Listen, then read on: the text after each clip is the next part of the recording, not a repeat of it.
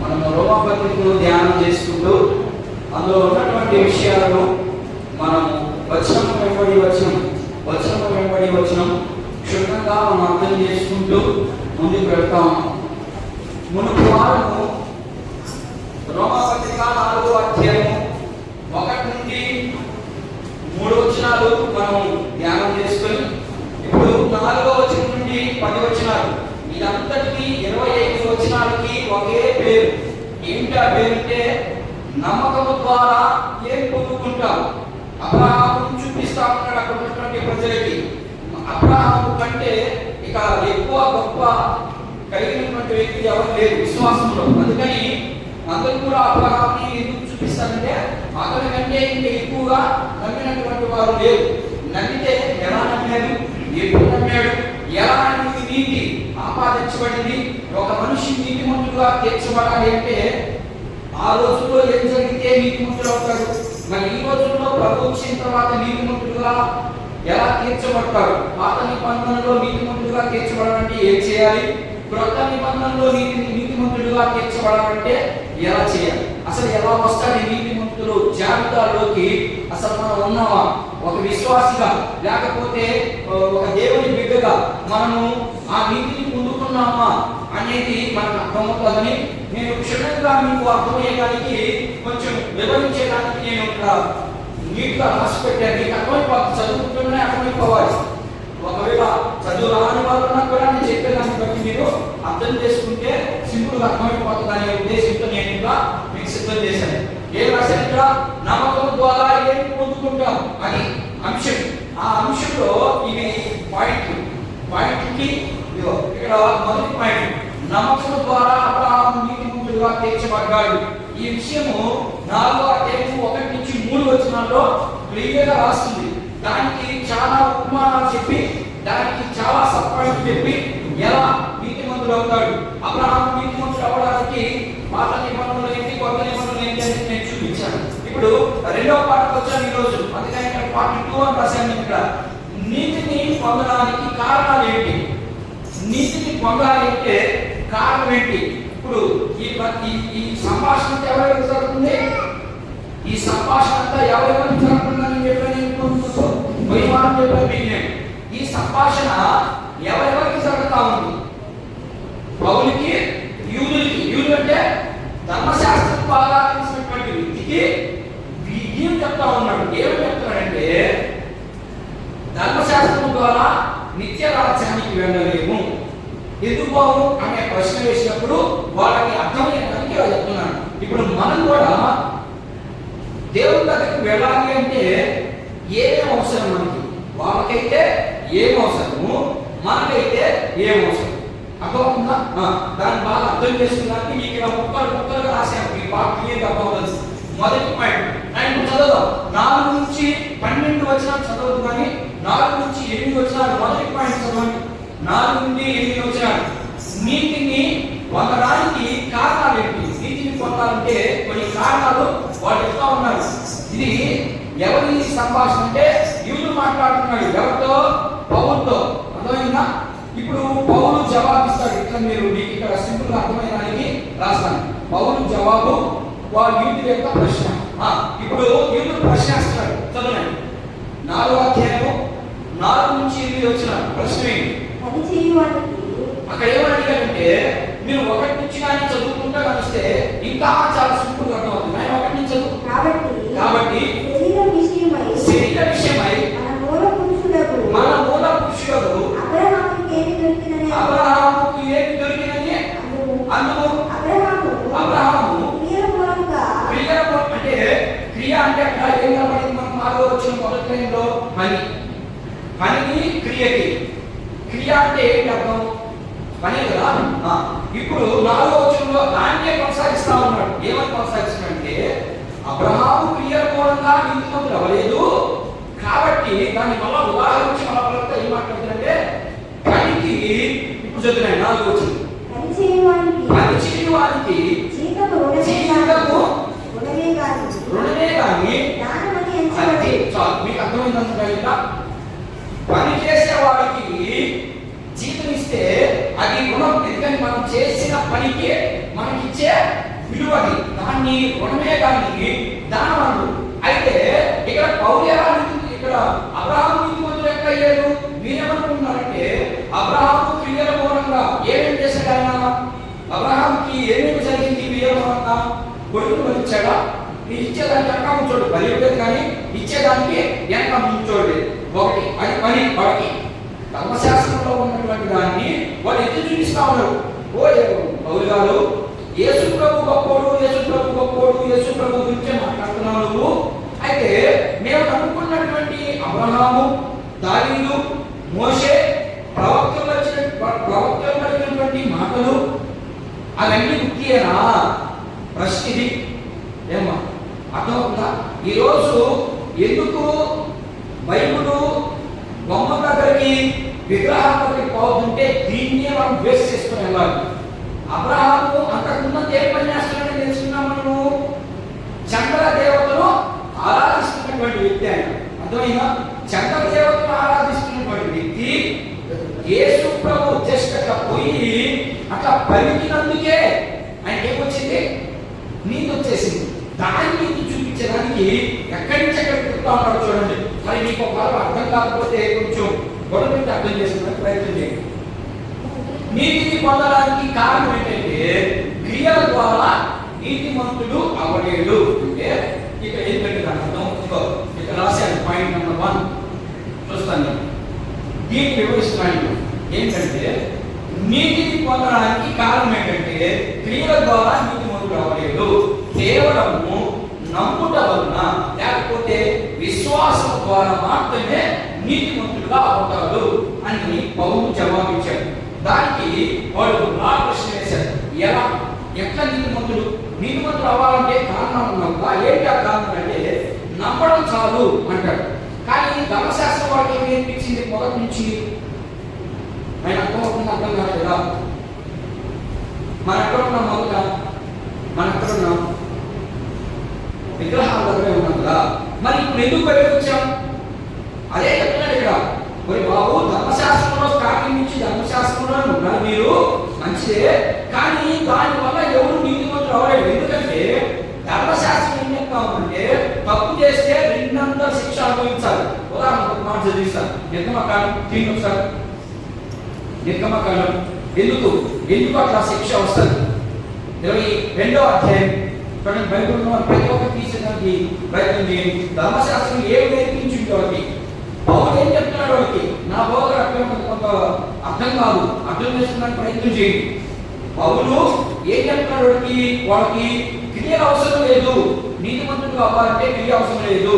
మీ పని వల్ల అవసరం లేదు అని వాళ్ళు చెప్తున్నాడు. నీకు కాదు ఆయన ఒకటి మేమనుకునేది మనం క్రియ చేయాలి, రెండోది విశ్వాసం ఉంచాలి. ఈ రెండు ఉంటేనే మనం నీతిమంతులు అవుతాము. కానీ వాళ్ళకి మాత్రం చూపించేదానికి అంటే యేసు ప్రభుని నమ్ముకునేదానికి మాత్రమే జవాబు ఇస్తున్నాడు. దాంట్లో నిలబడేదానికి మొదలైన బోధ ఉంది.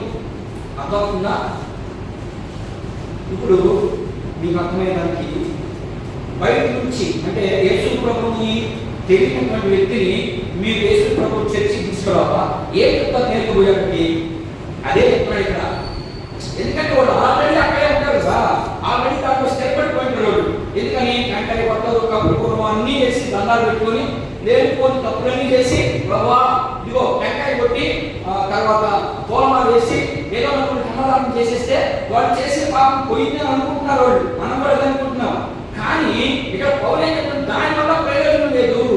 అది మీరు పెట్టినందుకు మీ పిల్లలు బాగుపడతారే కానీ మీరు నీతిమంతులు అవ్వడు, మీరు నిత్య రాజ్యానికి వారసుడు అంటే వాళ్ళ భాషలో స్వర్గానికి వెళ్ళరు అనేది చూపిస్తున్నాడు ఇక్కడ.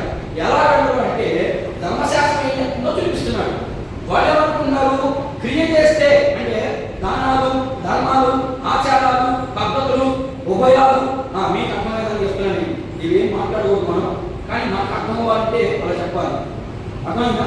బొమ్మను పెట్టాము. ఉదాహరణకి ఏదైనా ఒక బొమ్మను పెట్టాము, దానికి పంచి సొక్క నేను ఇస్తా, పాట పట్టుకుంటా అంతే కదా. ఇంకొకరు ఈరోజు నైవేద్యం నేను ఇస్తా, ఇంకొకరు ఉత్సవానికి కపాసం నేను ఇస్తా. వీటి వల్ల మీరు నీతిమంతులు అవ్వరు. ఎలా వర్ణిస్తున్నారు వాళ్ళకి అంటే నేను నమ్ముకున్నంత ఒత్తిదేనా ఆయనకి? అంతే, ఒత్తిదేను. ఎలా నిజమవుతుంది? ఒత్తిదని చెప్పేది సులభమే. అది ఎలా నిజమవుతుందో చూపించాలి వాడికి. ఆయన అర్థమవుతుందా? అర్థం కాదు. ఏ కదా అర్థమవుతున్నాయా? అర్థం చేసుకున్నాను ప్రయత్నం చేయండి.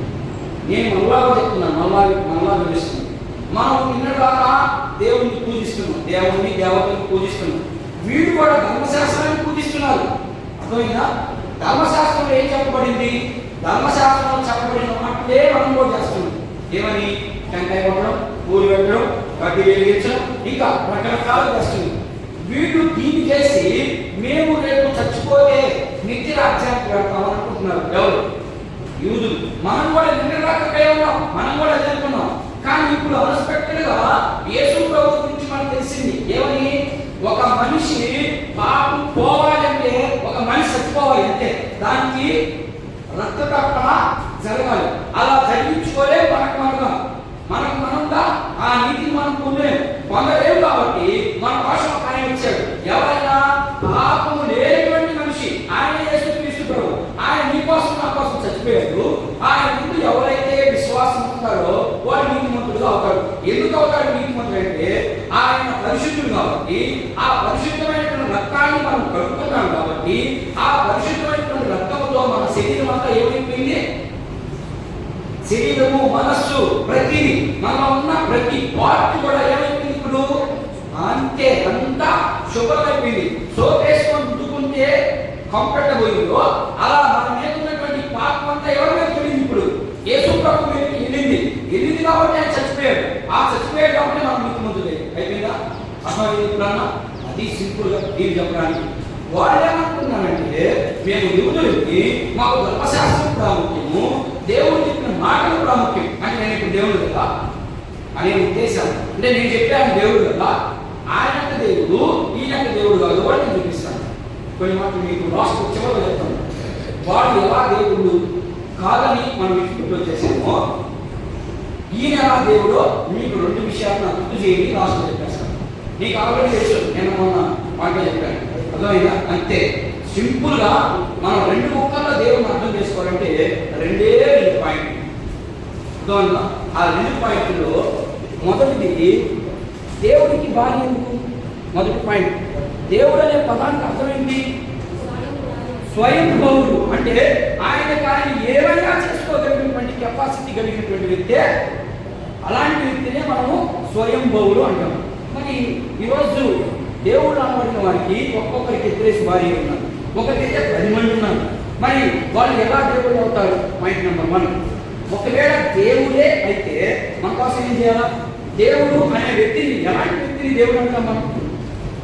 చెప్పండి. దేవుడు అనే ఒక వ్యక్తిని మనం సంబోధిస్తా ఉన్నాము అంటే ఆ వ్యక్తి ఎలాంటి వాడు దేవుడు అవుతాడు? చెప్పండి అన్నా. ఆయన అసలు పాపం లేనివాడు లేడు కదా భూమి మీద. యేసు ప్రభు తప్ప ఇంకెవ్వడు లేడు. అర్థమైందా? ప్రతి ఒక్కరిలో పాపం ఉంది. అర్థమైందా? మరి పాపము నేను అడిగేది ఏంటంటే ఒక వ్యక్తి దేవుడుగా మనం అతన్ని పిలుస్తున్నాము అంటే ఆ వ్యక్తికి ఎలాంటి క్వాలిటీస్ ఉండాలి అంటున్నాను నేను. మన భాషలో చెప్పండి, బైబిల్ భాషలో పక్కన పెడదాం. కానీ తొందరగా చెప్పాలి. మీ ఆలోచన బయట తీరు. మీరేమనుకుంటున్నారు అసలు దేవుడు అనే పదానికి అర్థం?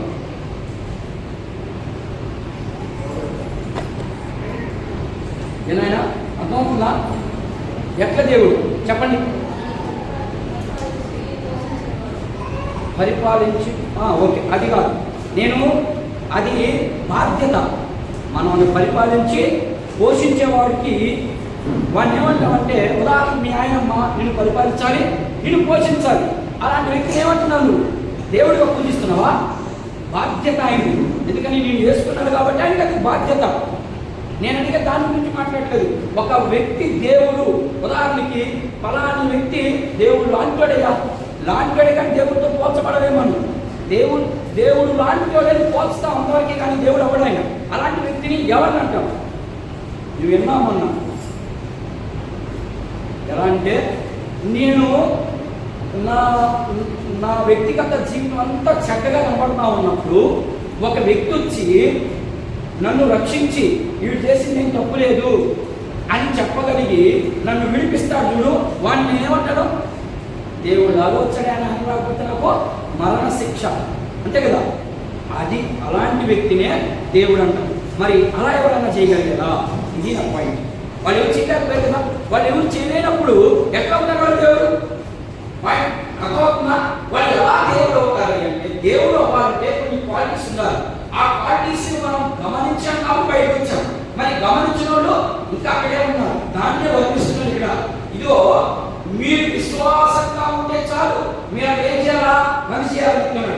మీరు పని చేస్తేనే మీకు నీతి వస్తుంది. కానీ ఆ పని వల్ల మీరు చేయగల పని చేయకపోతే పాపం బాధ మందించి పాపానికి మీ దైవ మీకు నమ్ముతున్నటువంటి ధర్మ గ్రంథము లేకపోతే మీరు నమ్ముతున్నటువంటి పరిశుద్ధ గ్రంథం ఏం చెప్తుంది చూద్దాం. 27 చూద్దాం. నిర్గమకాండం 28:7 ఉదాహరణకి చదువు.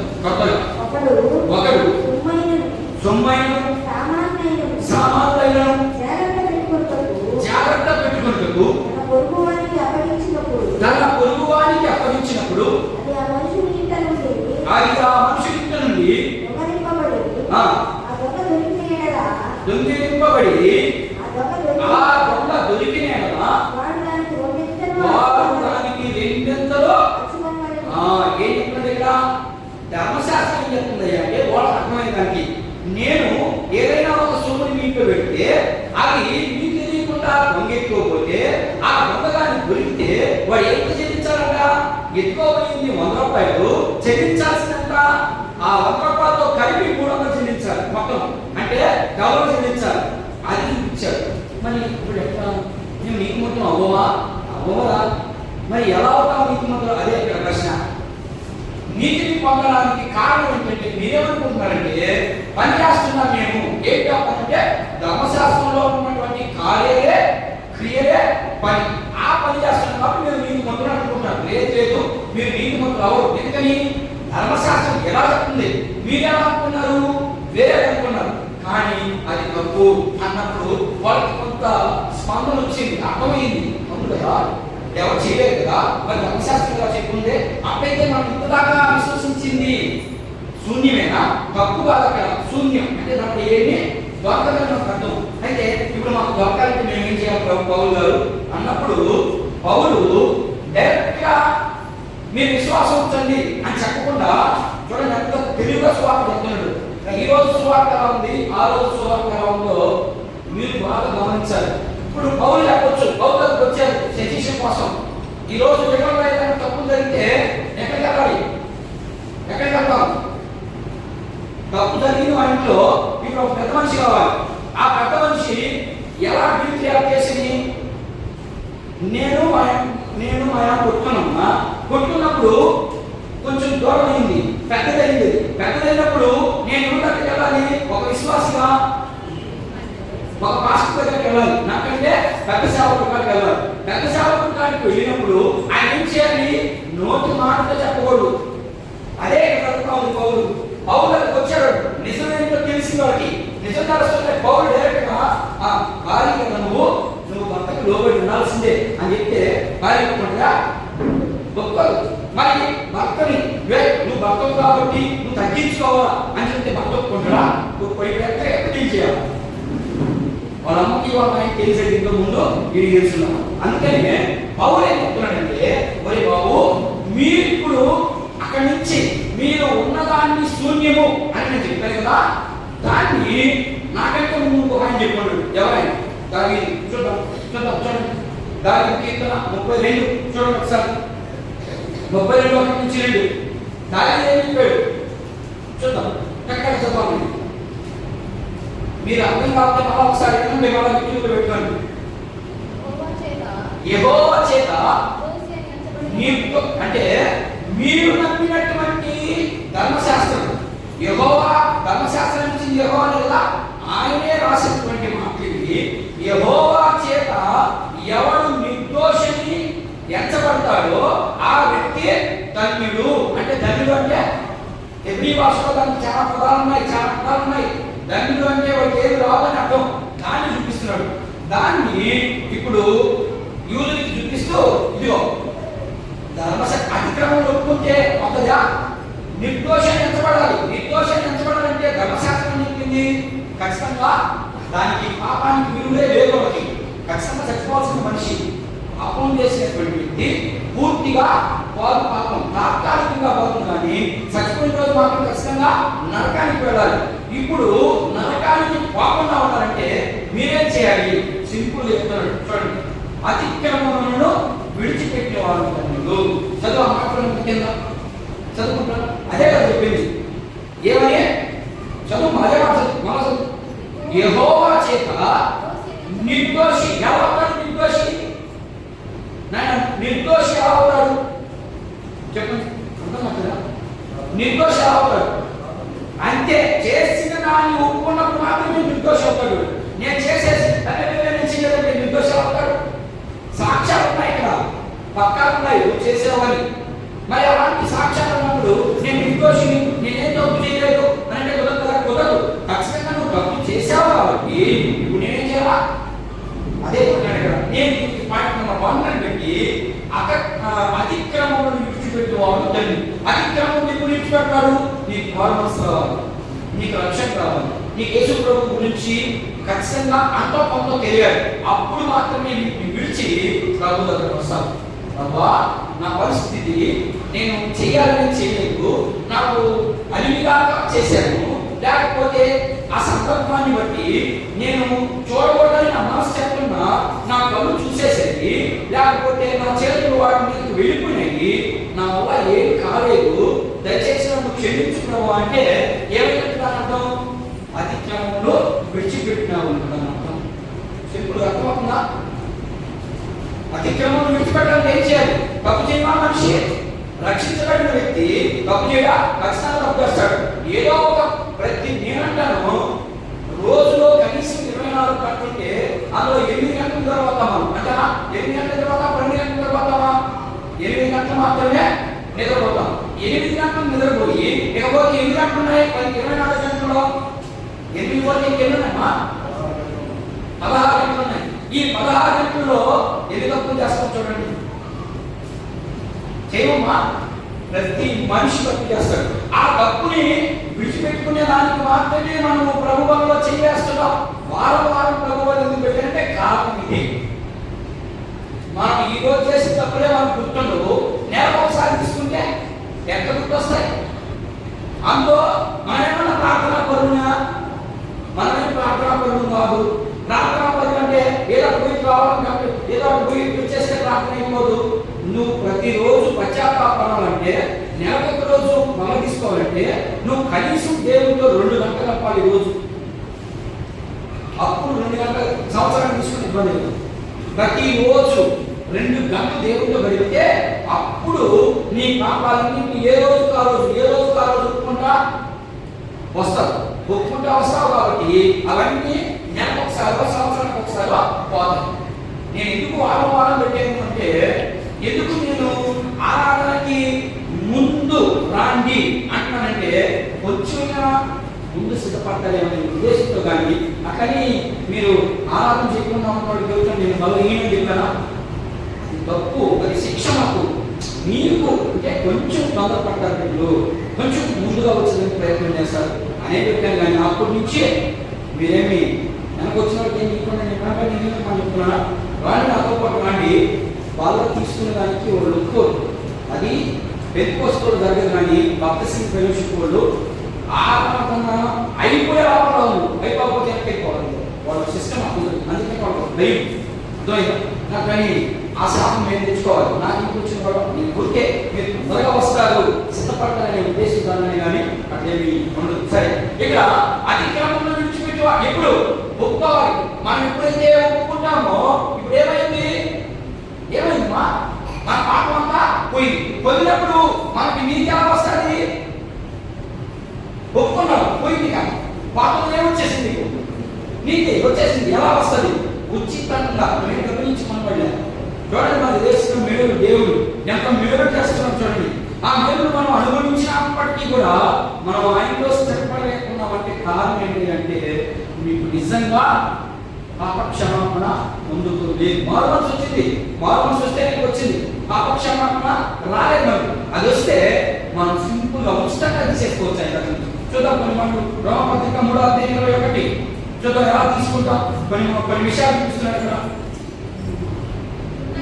అమ్మా ఇట్లుండగా ధర్మశాస్త్రమునకు వేరుగా నీతి బయలుపడుతుంది. ఏం చెప్తుంది కదా? ధర్మశాస్త్రానికి వేరేగా నీతి కనబడుతుంది. ధర్మశాస్త్రం ప్రకారం నీతి కనబడాలి. మళ్ళీ అర్థం అవ్వాలి. మైక్ తీసుకున్న తర్వాత వినపడాలి. చదువు 21:3:21 ఇట్లుండగా ధర్మశాస్త్రములకు వేరుగా దేవుని నీతి బయలుపడుచున్నది. అది ఎలా చూపిస్తుంది ఇక్కడ? దానికి ధర్మశాస్త్రము ప్రవక్తలను సాక్షి చెప్తున్నారు. ఏంటి? ధర్మశాస్త్రంలో నీతిమంతుడు అవడు కానీ ధర్మశాస్త్రానికి విరోధంగా ఉంది నీతి. ఆ నీతిని ఇదిగో ప్రవక్త చెప్తున్నారు. అలాగే ఇంకేం చెప్తున్నారు? ఎవరు చెప్పమ్మా? ప్రవక్తలు చెప్తున్నారు.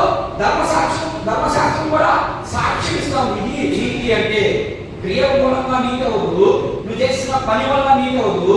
నీతి అవ్వాలంటే ధర్మశాస్త్రం చెప్పిన రీతిగా ఎవరు నీతిమంతుడు అవ్వలేదు. దానికి వేరేగా నీతిమంతుడు చేర్చబడతాడు. ఎలా చూస్తా ఉన్నాడు? చదువు కంటిన్యూస్ చేయాలి. అది అంతే సింపుల్ గా ఏం చెప్తాడు? ఉచితంగా నువ్వు సింపుల్ గా అక్కడేమో పని చేయాలి, అక్కడేమో క్రియ చేయాలి. క్రియ చేయలేము కాబట్టి మనం నీతిమంతులుగా అవలేము కాబట్టి మనం తప్పదు. మన మరణంలో నుంచి బయటకు రావాలి అంటే నువ్వేం చేయాలి? సింపుల్ గా అది యేసుక్రీస్తు దగ్గర మాత్రమే జరుగుతుంది, ఇంకెక్కడ జరగదు. అది ఎలా అంటే క్రియ చేయబడలేదు, డబ్బులు ఇవ్వలేదు, నీ ఆస్తులు అమ్మబడలేదు. ఏం చేయాలంటే నువ్వు విశ్వాసం ఉంచుతారు. ఇల్లు ఎంత సింపుల్ గా చెప్తున్నటువంటి సువార్త. మరి ఈరో తరంలో సువార్త భిన్నమైపోయింది. బైబిల్ చుట్టే ఒక కోణంలో బైబిల్ మాట్లాడుతుంటే మనుషులు దాన్ని వాళ్ళకి అనుకూలంగా మార్చుకొని వాళ్ళ కోణంలో వెళ్తా ఉన్నారు. వాళ్ళ కోణంలో వెళ్తే సత్యం మన బయటకు వస్తుందా? యేసుక్రీస్తు సత్యము అంటే అర్థం ఏంటంటే ఉన్నట్లని అర్థం. సత్యం బయటకు రావాలంటే మనం కూడా చదవాలి, మనం కూడా కొన్ని అభ్యాసం చేయాలి, మనం కూడా కొంత నేర్చుకోవడానికి ప్రయత్నం చేయాలి. అప్పుడు మాత్రమే బైబిల్ మనకు అర్థం అవుతుంది. బైబిల్లో ఉన్న దేవుడికి మనం పట్టుకోగలం. లేకపోతే పట్టుకుని ఎవరిని? యేసు ప్రభు చాలా మంది ఉన్నారు, ఉన్నారా? బైబిల్ గ్రంథంలో ఉన్న చాలా మంది యేసు ప్రభు వాళ్ళని పట్టుకోవడానికి ఇప్పుడు ఆ నుంచి బయటికి రావడానికి ఉద్దేశం. అక్కడి నుంచి బయటకు వచ్చారు.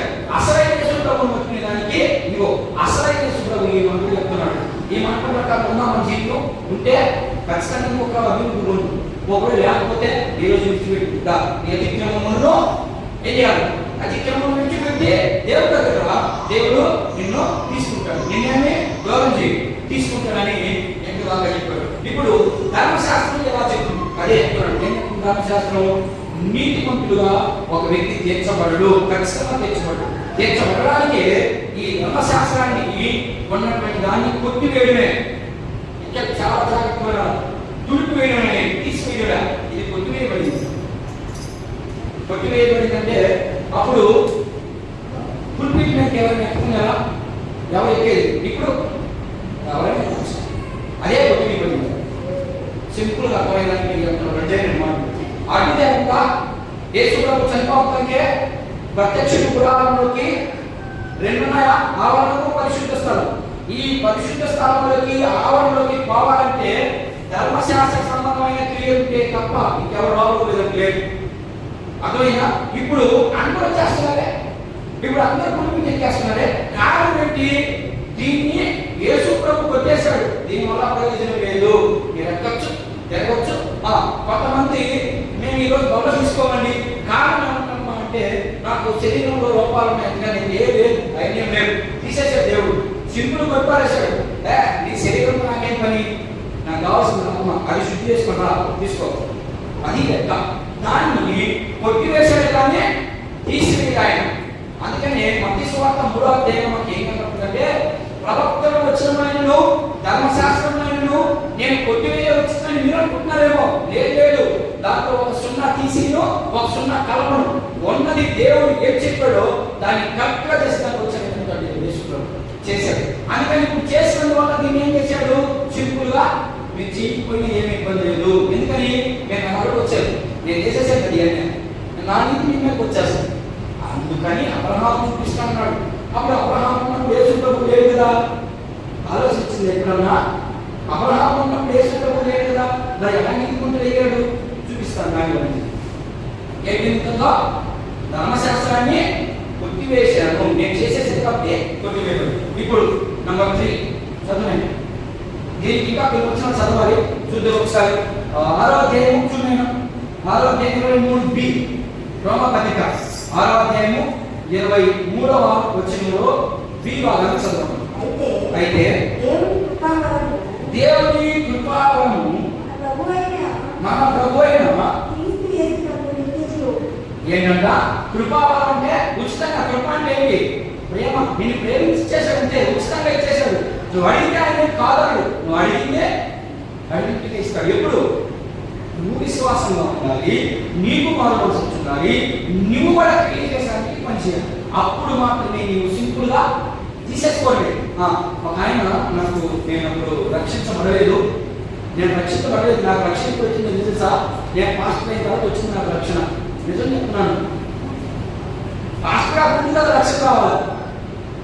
నేను పాస్టర్ అయిన తర్వాత వచ్చింది నాకు రక్షణ. అంత ముందాక వస్తున్నాం యేసు ప్రభు దగ్గరికి, పోతున్నాం, దేవుడిని చేస్తున్నాం. ఒక మనిషి రక్షించబడిన తర్వాత వీలైనంత వరకు తప్పు చేయలేడు. అలా తప్పు చేస్తున్నామంటే మనకు రక్షణ రాలేదు. అర్థమైందా? రక్షణ వచ్చింది వీలైనంత వరకు. కొన్ని వీలుగా రక్షణ చేసేస్తాం, దాన్ని మనం ఏం చేయలేము. వీలైనంత వరకు చేయలేదు. నేను పాస్టర్ అయిన 1 సంవత్సరానికి ఏమో నేను రక్షించబడ్డాను. అంటే యేసుక్రీస్తు ప్రభు గురించి సరైన అవగాహన నాకు ఎప్పుడు వచ్చిందంటే సంవత్సరం బట్టి నాకు యేసు ప్రభువు నమ్ముకున్న తర్వాత 4 ఏళ్ళకి వచ్చింది. నాకు 2014 చివరిలో 2015 నమ్ముకున్నా. 2015 నమ్ముకొని 2018 నేను ఎప్పుడైతే బైబిల్ ట్రైనింగ్ పోయి 1 సంవత్సరం గడిచిపోయిందో అప్పుడు నాకు రక్షణ వచ్చింది. అర్థమైంది లోపల నాకు రక్షణ. మరి మీకుంటో ఏదో ఒకసారి చెక్ చేసుకోండి. అవును, ప్రతి ఒక్కరు చెక్ చేసుకోవాలి. నేను ఒప్పుకుంటున్నాను, నేను డైరెక్ట్గా చెప్తున్నాను, నేను లైవ్ అందరూ చూస్తూ ఉంటారు. ఇదే సాక్ష్యం. రక్షణ ఎప్పుడు వస్తుంది అంటే మనం తప్పు చేసేదానికి మన మనస్సాక్షి ఒప్పుకోకుండా ఉన్నప్పుడు మాత్రమే మనకు రక్షణ వస్తుంది. ఓకేనా? సరే, అయిపోయింది. ఇక్కడ చూడండి, ఇంకొక 11 రోమపత్రిక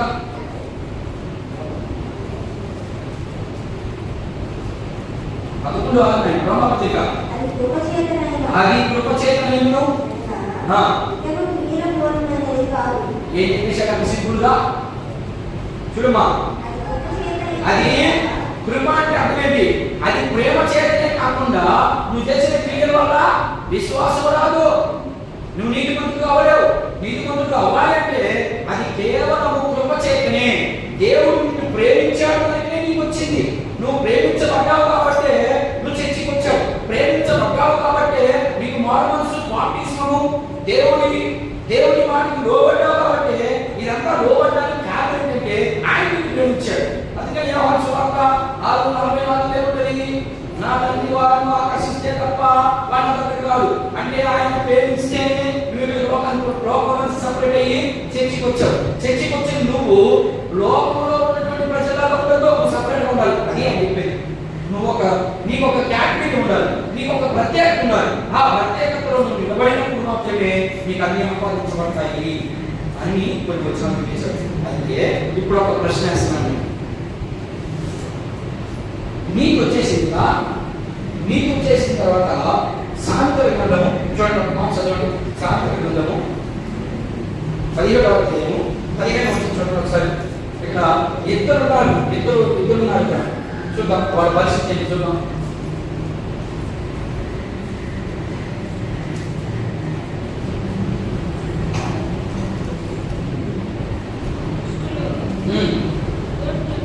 ఆయన దుష్టులు నిర్దోషులని అమ్మా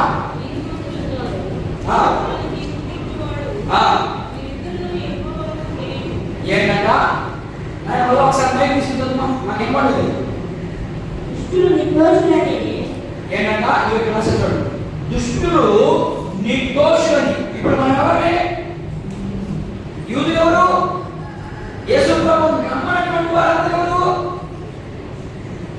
అంటే ఆన్సర్ వచ్చేసింది కదా, దుష్టులే. యేసు క్రీస్తు ప్రభువుని నమ్మనటువంటి వారందరి పరిస్థితి ఏ జాబితాలోకి వచ్చేసింది? ఈ జాబితాలోకి వచ్చేసింది. పేరు చదవండి, నేను ఈ పేరు ఈ జాబితాలోకి వచ్చేసింది. వీడు దుష్టుడు అని చెప్పడానికి ఎవరు తీర్పునిచ్చాలి? మనిషి తీర్పునిస్తే దుష్టుడు అవరా? అవును. ఇప్పుడు ఆ మన రెండో మాట ఏం జరిగింది?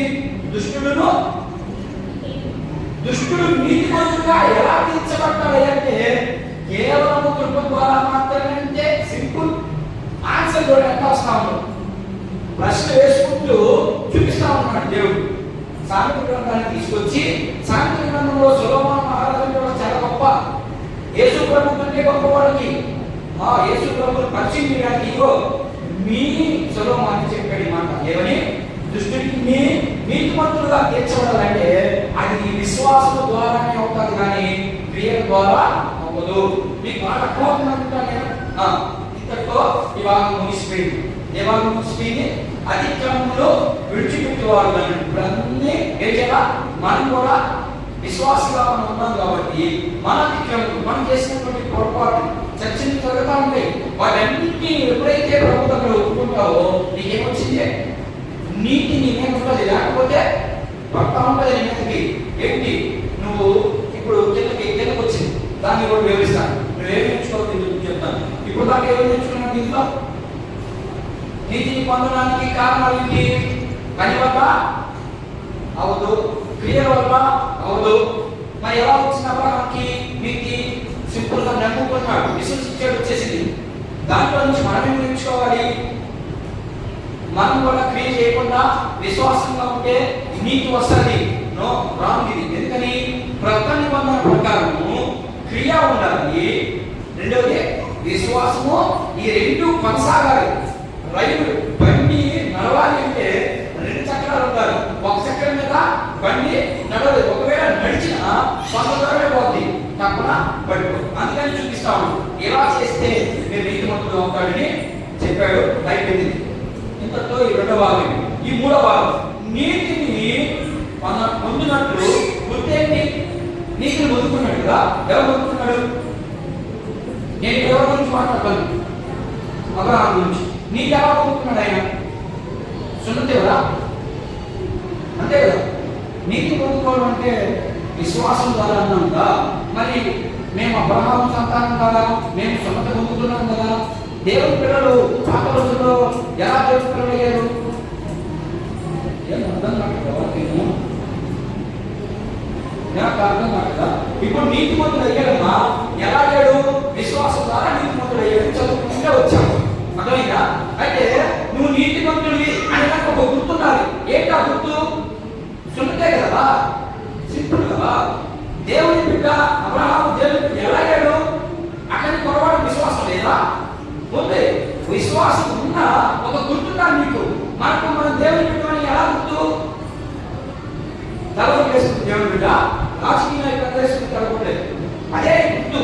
ఏం చెప్తున్నాడంటే అబ్రహాము నీతిని పొందుకున్నాడు కాబట్టి ఏంటి గుర్తు? నీతి పొందుకున్నాడని సున్నతే కదా. సున్నతి పొందుకున్నాడు కాబట్టి అబ్రహాము నీతిమంతుడిని గుర్తింపబడ్డాడు. వెళ్ళండి, నా లోపలికి వెళ్ళండి, నా లోపలికి అవ్వకండి, వాక్యం లోపలికి వెళ్ళండి. వాక్యం లోపలికి వెళ్తేనే మనకు అర్థం ఉంటారు. ఇప్పుడు ఇంత చెప్పుకుంటూ వచ్చాను, మీకు మొదలు అయిపోయాడు. ఏమని? విశ్వాసం అంటే మీకు వచ్చేసింది అని చెప్పేశాడు. ఈయన నీతిమంతుడు అని దేవుడు గుర్తింపబడాలంటే, దేవుడిని పెట్టాలంటే అబ్రహాం ఏం చేయాలి? సున్నతి చేయించుకోవాలి, అంతే కదా. ఆ రోజు సున్నతి యేసు ప్రభు సున్నతి చేయించుకున్నాడా? ధర్మశాస్త్రం ఏం చెప్తుందా? మనం కూడా చెప్పచ్చు, నువ్వు కూడా చెప్పచ్చు. అర్థమా? నిన్నే నేను నన్ను కాదు అనుకో, మీరు ముగ్గురు చెప్పచ్చు, నువ్వు కూడా చెప్పచ్చు, మీ ఇద్దరు కూడా చెప్పచ్చు, మీరు కూడా చెప్పచ్చు. ఏం చెప్తాను ధర్మశాస్త్రం? నీతిమంతుడు అవ్వాలి అంటే, దేవుని బిడ్డ అవ్వాలంటే ఏం చేయాలి? అమ్మా, సున్నతి చేయించుకోవాలి. బాప్టిజం ఇప్పుడు విశ్వాసకి ఆ రోజులో సున్నతి సున్నతి ఎప్పుడు చేయించుకోవాలి? బిడ్డ పుట్టిన ఎన్నో చేయించాలి, 8 చేయించాలి. మనం అంటున్నా పురుగని అదే సున్నతి. ఆ రోజు అక్కడ చేసేవాళ్ళు 8 నుంచి 9 చేసేయాలి. అర్థమైందా? మరి సున్నతి అబ్రహాం చేయబడింది. మరి ఏమనుకుంటారు? మాకు సున్నతి ఉన్నాయి, అబ్రహాంకి గుర్తుంది, ఆయన దేవుడు బిడ్డని, విశ్వాసం అవసరం లేదు. ఎంత చెప్పినా కూడా నమ్మి మళ్ళా వేసే పాయింట్ ఒకటి పౌరుకి ఏదా అంతేకాదు. సున్నతి క్రియ అంతే కదా, కట్టించుకోవాలి కదా, గోప్యంగా చర్మాన్ని కట్టించుకోవాలి. అది పని ధర్మశాస్త్రంలో కూడా మాట్లాడు. మరి దాన్ని అనుకున్నప్పుడు అదేంటది అన్నప్పుడు ఆయన వివరిస్తున్నాడే, సున్నతి గుర్తే కానీ విశ్వాసానికి సున్నతికి చాలా సంబంధం ఉంది. ఇప్పుడు సున్నతి ఎంచుకున్నాడు ఆయన అబ్రహాము. ఎన్నో సంవత్సరం ఎంచుకున్నాడు?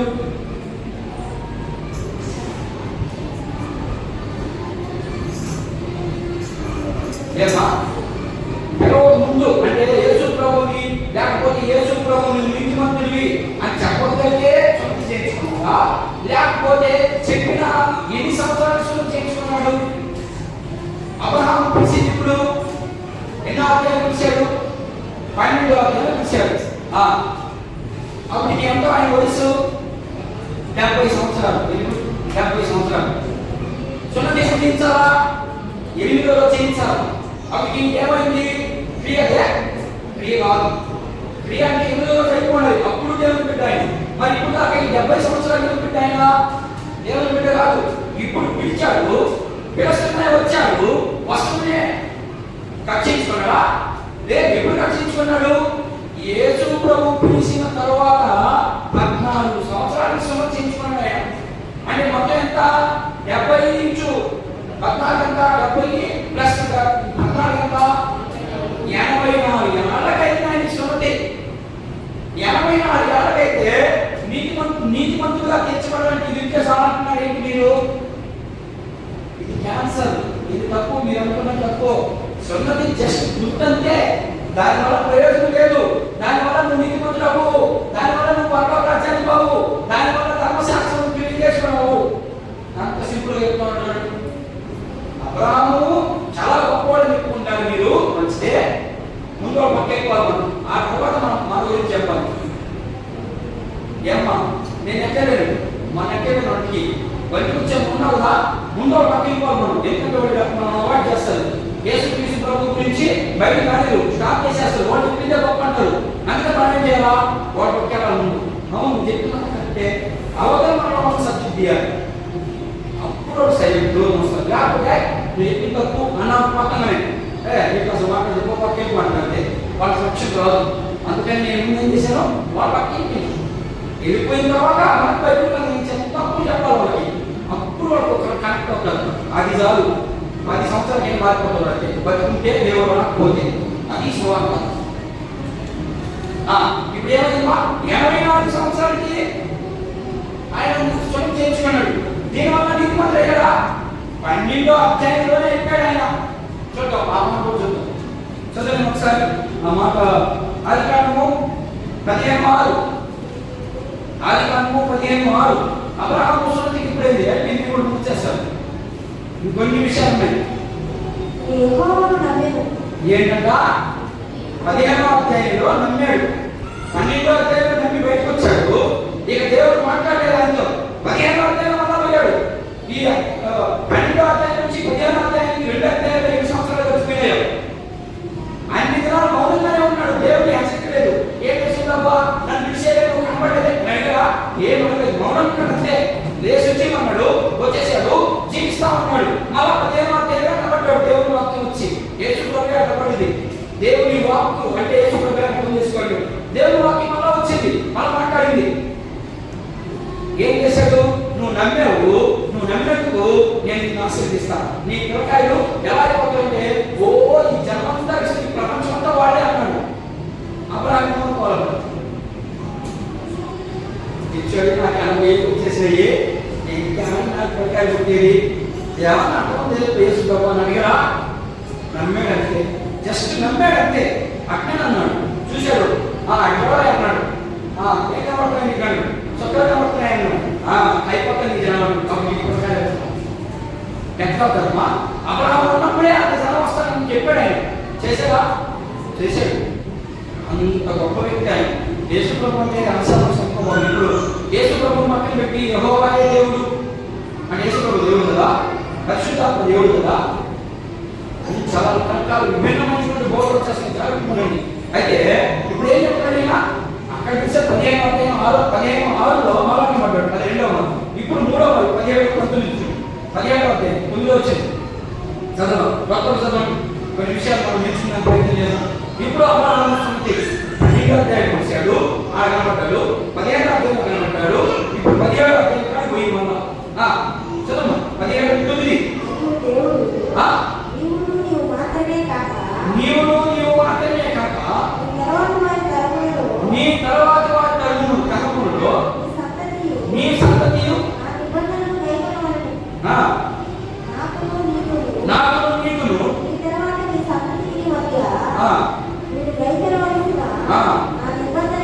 నా నిబంధన ఏదనగా మీలో ప్రతి మగవాడును అంతే. ఏంటమ్మా అర్థమైంది కూడా? నీ సంతతి వారిలో, నీ తరము వారిలో, నీ బంధువులందరికీ నా బిడ్డలు వీళ్ళు అని అనుకోవడానికి మాత్రమే సున్నతి పొందాలి. అంతేకాని మీరు సున్నతి పొందుతున్నారే ఆ తల్లోలా చూసేస్తే లేకపోతే మేము దేవుడు బిడ్డలే అని అనుకోబాకండి. అర్థమైందా? అది ఆ సున్నతి జస్ట్ గుర్తుకు మాత్రమే. ఇది సున్నతి గురించి. అసలు సున్నతి గురించి ఏం చెప్పుకున్నాడో కొన్ని విషయాలు నేర్చుకుంటాం. చూద్దాం. ద్వితీయోపదేశకాండము 10వ అధ్యాయం.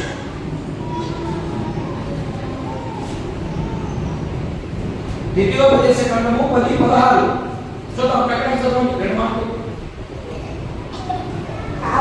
కాబట్టి మీరు సున్నతి లేని మీ హృదయములకు ఏంటంట? కాబట్టి మీరు సున్నతి లేని మీ హృదయములకు సున్నతి చేయించుకుని ఇక మీదట ముష్కరం కాకుండా ఉండడానికి మాత్రమే గుర్తు. అంతే, సింపుల్. మీరేమవ్వకూడదు? ముష్కరం కావకూడదు. ముష్కరం అంటే అర్థం పని మాట్లాడాలి అర్థం మన భాషలో. అలా అవ్వడానికి వీరు ఉండకూడదు అంటే గుర్తు ఖచ్చితంగా పొందుకోవాలి. అందుకని చూపించారు. ఇంకొక మాట కూర్చుందాం. రోమపత్రిక 2:29. రోమపత్రిక 2వ అధ్యాయం 29 వచ్చిన ఒకసారి. అయితే అంతరంగమందు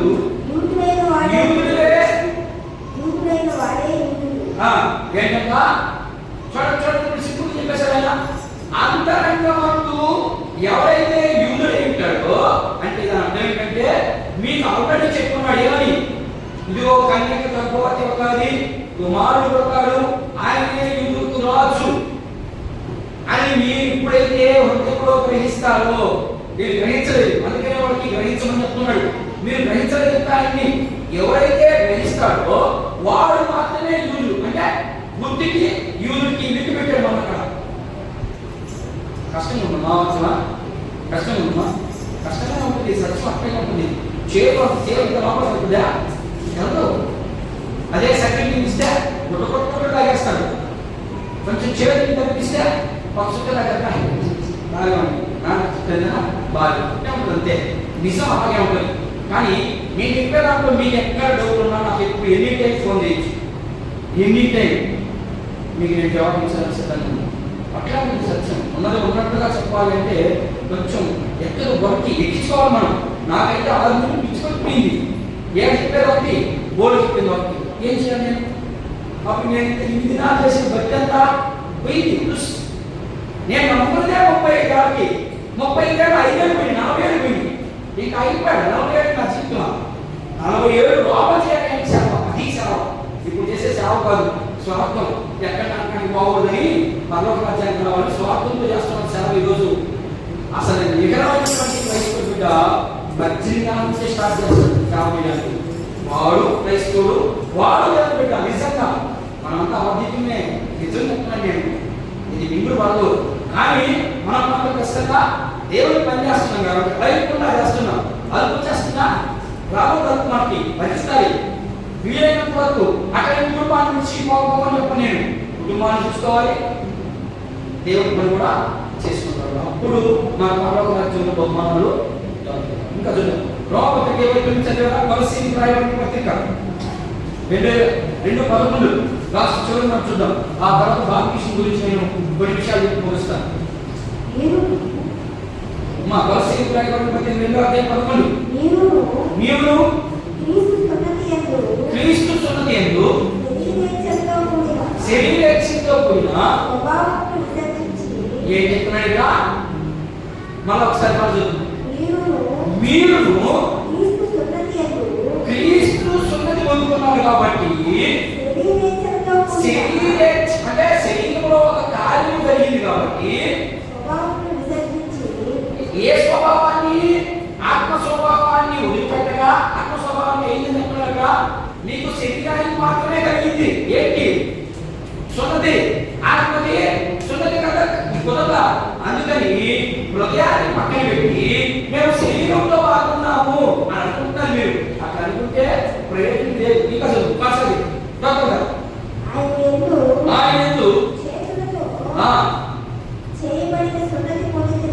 ఏంటంట చేతులతో కత్తిరించారు అది చేతులతో చేసినటువంటి సున్నతి మీరు బాప్తిస్ముడు సున్నతిని దేనికి గుర్తుగా పెట్టాడు బాప్తిస్మానికి గుర్తు చాలా మంది బాప్తిజం తీసుకున్న మీకు పరలోక రాజ్యం పోతాం నో వచ్చేసిన మీకు క్లారిటీ అది క్లారిటీ సున్నతి వల్ల మీరు పరలోక రాజ్యం పోతారు పోదో చేసేసాడు ఇప్పుడు మనం కూడా బాప్తిజం తీసుకున్నంత మాత్రం పరలోక రాజ్యానికి వెళ్ళిపోతాను అనుకుంటున్నారు నో కాదు అందుకనే కొంత చూపిస్తాను ఆయన మీరు అట్లా అనుకుంటున్నారు దానివల్ల ప్రయోజనం లేదు ఏం చేయాలి ఇంకా వాళ్ళకి ఇల్లు కంపెనీ కడతారు లేదు 10వ అధ్యాయం 11వ అధ్యాయం 12వ అధ్యాయంకి వెళ్తే ఇంకా భోజనం ఇంకా తిప్పబడ్డారు నువ్వు చెప్పినట్టు తిట్టుకోదా ఇప్పుడు వాడు నా అదే పడుతున్నాడు వాడికి ఏం తెలుసు నీకేం ప్రయోజనం ఉండదు అది బాప్తిస్మం అంటే ఏంటో మీకు వీలైతే తెలుసుకోవాలని చెప్పడానికి ప్రయత్నం చేస్తాను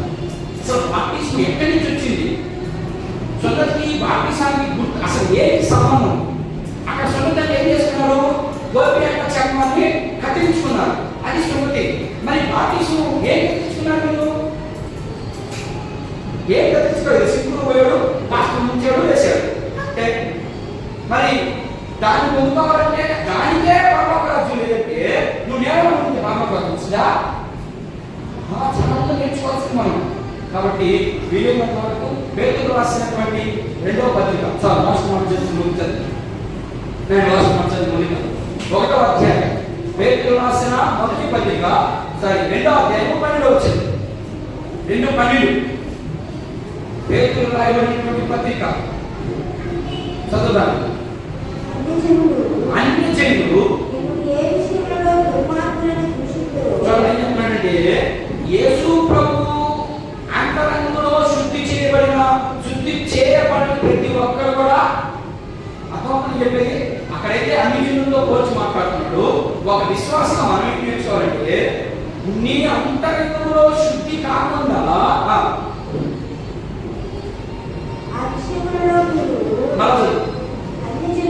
అన్ని జనులు మిమ్మల్ని ఏ విషయంలో దుర్మార్గులని దూషించుతో ఆ విషయంలో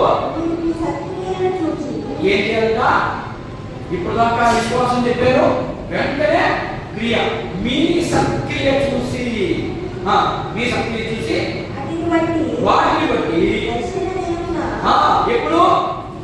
ఎప్పుడు రక్షణ దినం యేసు ప్రభువు పుట్టే రక్షణ చేసింది చెప్తా ఉన్నారు కదా అందులో మరి రక్షణ దినం అంటే ఏంటి మళ్ళీ ఆయన అమ్మా